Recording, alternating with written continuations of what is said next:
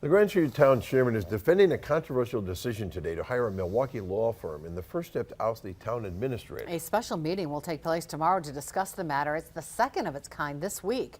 Jason Zimmerman continues to dig into the story. He's live for us in Grand Chute. Jason. Gammy, this meeting is scheduled for 11 tomorrow morning at the town hall, which is right behind me.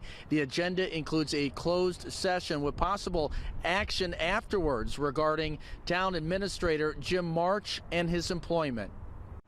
In a 4-1 vote Tuesday, the Grand Chute Town Board approved the hiring of Milwaukee-based Atoli's Law, which will advise the board of options related to the contract of Administrator Jim March, who served in that position since 2008.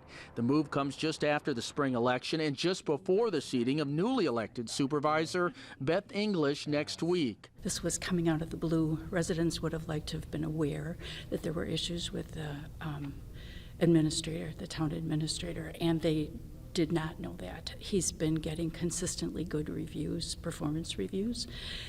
So there was also the question of hiring an outside counsel, and some of the residents weren't in favor of that. Those supporting March say the town board needs a 2/3 majority to terminate his contract, or 4 of the 5 supervisors. With English defeating Walton Cito, that's no longer a possibility. Town Chairman Jason Van Epperen told us he doesn't expect March to be let go Thursday, but won't rule it out in the weeks to come. Adding, quote, "There's little things I've noticed over the last 2 years being on the board, and I don't think that can be resolved. And I think it's best to start from new," end quote.